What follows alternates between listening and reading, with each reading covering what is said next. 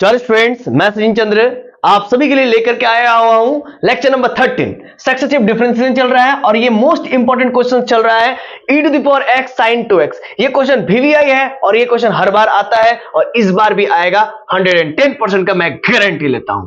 ठीक है, देखिए क्वेश्चन क्या है, e to the power x sin 2x। ऐसे क्वेश्चंस को सॉल्व करने के लिए आपको ऐसे फंक्शंस से रूबरू होना बहुत जरूरी है। क्या है? Functions e to the power ax और sin bx प्लस c इस प्रकार के क्वेश्चन है।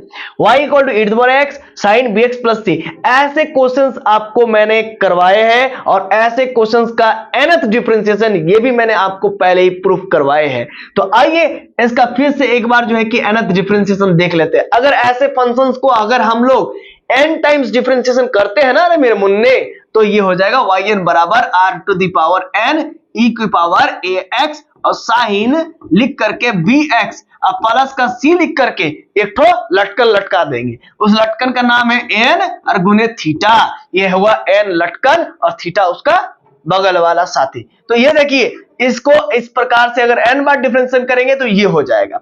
अब इसी प्रकार से हम लोग यहां पर एक क्वेश्चन लेकर के आए हुए हैं, y equal to e to the power x sine लिख करके 2x। इसका डिफरेंशिएशन n बार करेंगे तो क्या होगा? तो इसको करने के लिए आपको सबसे पहले y इक्वल टू इसी को लिखना पड़ेगा, इस तरीके से इस स्टाइल में लिखना पड़ेगा।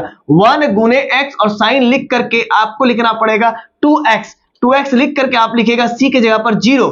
और यहां पर देखिए, ये bx से कंपेयर कीजिए, a का मान कितना आ गया, b का मान कितना हो गया 2, a का मान कितना आ गया 1, c का मान कितना आ गया 0। ठीक है ना, क्लियर है ना कॉन्सेप्ट? चलिए अब ध्यान दीजिएगा। तो यहां पर दिस इंप्लाइड डेट a के मान आपका हो गया 1 हो गया, कंपेयर कीजिए 1 हो गया, b का मान कितना हो गया आपका 2 हो गया, देखिए कंपेयर कीजिए, b का मान a का मान निकल गया और c का मान निकालिए, c का मान 0 निकल गया। अब आगे आपको मालूम है r बराबर, यहां पर देखिए r फॉर्मूला लगेगा ना, yn में r लगेगा r to the power n, तो r का वैल्यू होता है रूट अंडर a स्क्वायर और प्लस b स्क्वायर होता है।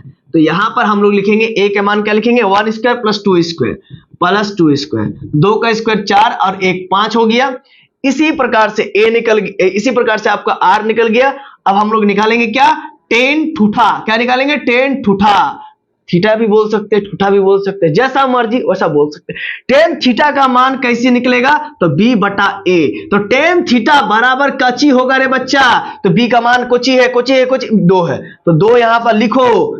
इसके बाद a के मान कोची है, कोची 1 है, 1 यहां पर लिख दो। इसके बाद एकरा बाद हम लोग क्या करेंगे, ध्यान दीजिएगा। तो ध्यान दीजिएगा, देखो ये हो गया थीटा बराबर tan इनवर्स ये 2/1, tan इनवर्स 2/1। थीटा का मान हमारा निकल चुका है, मेरा निकल चुका है, tan थीटा का मान निकल चुका है।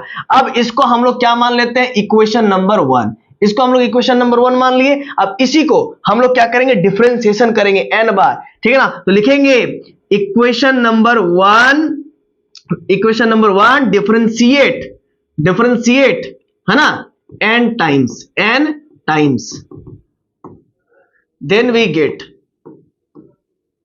तो हम लोग इक्वेशन नंबर 1 को n बार डिफरेंशिएशन करेंगे तो कोची हासिल होगा, तो y को अगर n बार डिफरेंशिएशन करेंगे तो yn हासिल होगा। और यहां पर देखिए सिंपल सी बात है, एक बात समझिएगा। हाँ देखिए ध्यान दीजिएगा, अगर y equal to e to the power x sin bx plus c है तो इसको n बार डिफरेंशिएशन किए तो क्या आया y को डिफरेंशिएट किए एक बार n बार तो क्या आया yn, और यहां पर r to the power n e to the power x sin something bx plus c plus n theta, कुछ तो बदल नहीं रहा है, bx प्लस c है और n थीटा एक्स्ट्रा ऐड हो रहा है क्या।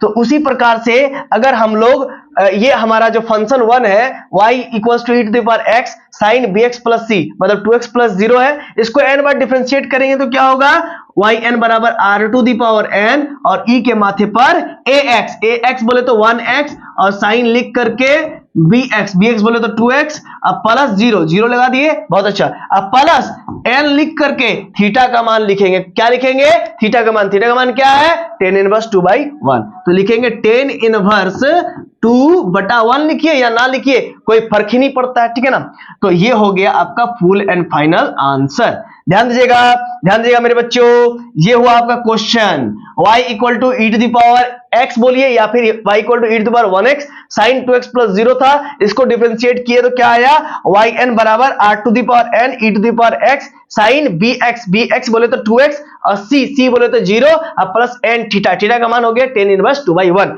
अब इसी चीज को आप जो है कि काबू करके लिख सकते हैं, काबू करना, अभी हम लोग काबू में नहीं है, 0 है ना, तो सिंप्लीफाई करके लिखेंगे, है ना। देखिए yn बराबर हो जाएगा r के माथे पर n, e के माथे पर x और लिखेंगे साइन और ये लिखेंगे 2x और प्लस का n tan इनवर्स 2, है ना, क्लियर है ना, 2।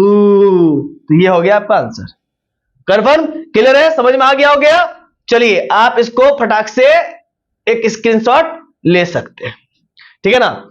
आपको मैं जो है कि एक्सपेक्ट करता हूं कि आपको बहुत मजा आया हुआ होगा।